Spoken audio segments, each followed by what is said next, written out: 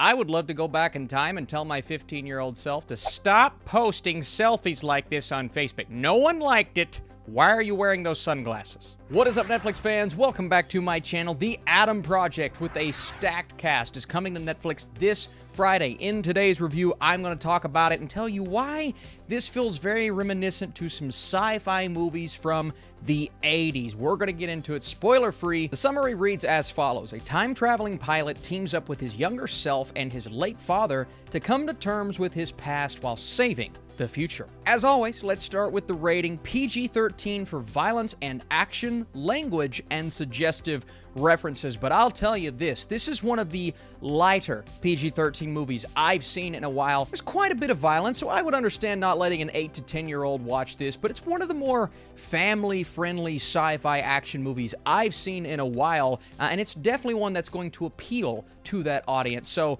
not a strong PG-13. So you have 13-year-old Adam, played by Walker Scobell, and I believe this is one of his very first roles. We'll talk about his performance here in just a second, but he's grieving over the sudden death of his father just a year ago. One night, he walks into his garage and notices something out of place. That something is that there's a human man in his garage. He gets a little freaked out and then realizes, oh my God, this is me in the future. And I love the fact that this young kid is embracing playing a younger version of Ryan Reynolds, because from the opening scene, I like the fact that the movie didn't try to hide who he is, by the way. It's been in every trailer, every piece of marketing.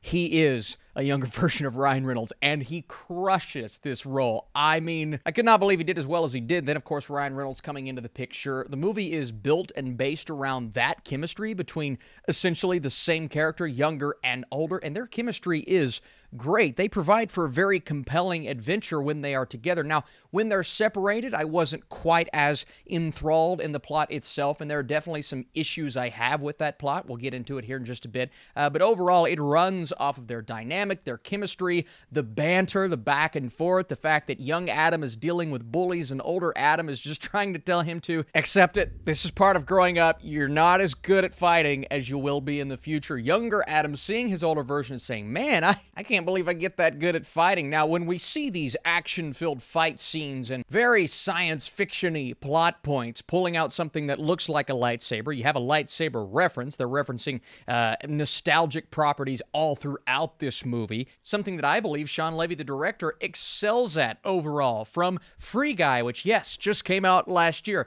to Real Steel, he is always bringing this nostalgic and somewhat retro flavor to his movies, but obviously updating it for today's families, and that's another thing. He also directed the Night at the Museum series, and that is a great group of family films, and this one fits firmly in there, except this time we're covering time travel and pure sci-fi left and right. A great cast, bringing in a Mark Ruffalo and Jennifer Garner, and it's really funny because the type of story that they're telling, in a way, of course, it's a completely different genre, different movie, but you have 13 going on 30, so I love bringing those two in. That was awesome. But then other movies that come to mind while you're watching this, your classic 80s Spielberg adventure films with your younger lead character and the comedic beats all throughout the movie, as well as something like Flight of the Navigator, which, funny enough, I just went back and rewatched. Then I watched this movie, and I'm like, wow, there are actually some really strong comparisons there.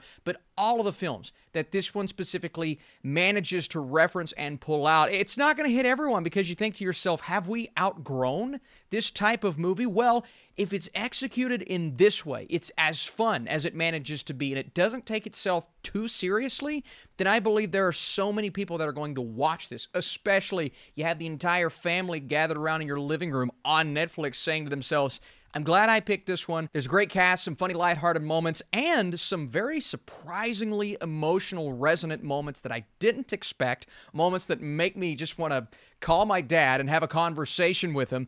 Those are the moments that work best for me in this film. When it tries to go action heavy, those scenes are fun, but there's also a villainous presence in this movie that is fun because of who is playing that villain. Catherine Keener as Maya, that is very entertaining, but I'm not sure if that storyline measured up to the heart of the rest of the film. And then when we get more grand and we're having these big battles and these individuals are chasing after our heroes, it did start to lose what was working the best for me, and those were the really quiet moments full of banter with our main characters, and then the times when we're really focused on the heart of the movie, the time travel aspect and kind of that fallout with the family.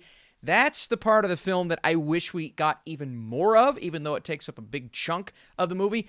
When we get into the big, grand, climactic third act, it just wasn't as impactful because I did have numerous story flaws. I also questioned some of the rules established for the time travel here, and there is a big, grand story here with a ton of things to explore, inventing time travel, this Starfleet, if you will, but the movie never hits on that. Again, simplicity is key, and I love the fact that it kept it simple, but I'm sitting back saying, well, I wish we would at least know a little bit more about why that is a thing or how they have this technology. Those elements just aren't really explained, and I feel like that's going to rub some people the wrong way. There's also something that happens in the third act. In the midst of some wonderful emotion and a great character moment, it's kind of the climactic moment that's supposed to make everyone go, holy.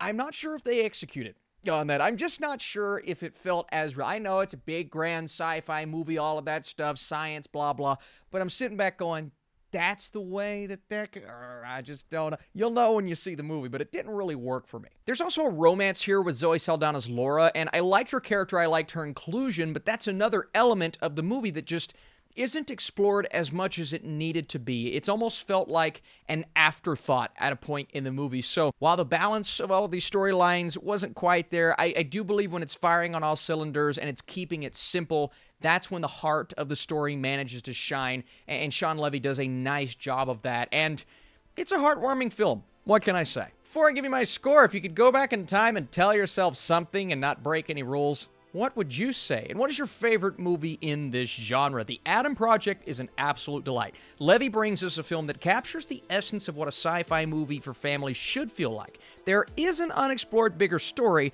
but focusing on Adam and his family is a smart choice. Reynolds and Scoble have excellent chemistry, and I don't think Reynolds was leaning too far into his Reynolds-isms, right? That's what we're used to. I'm not sick of it yet, but he is kind of a grittier version of that. Still that, but of that in this movie. And if you guys like this video, be sure to drop that thumbs up. That tells me you want to support this channel. My score is a 76%. I think I'm going to end up enjoying this maybe more than a lot of critics, but I love this type of family movie.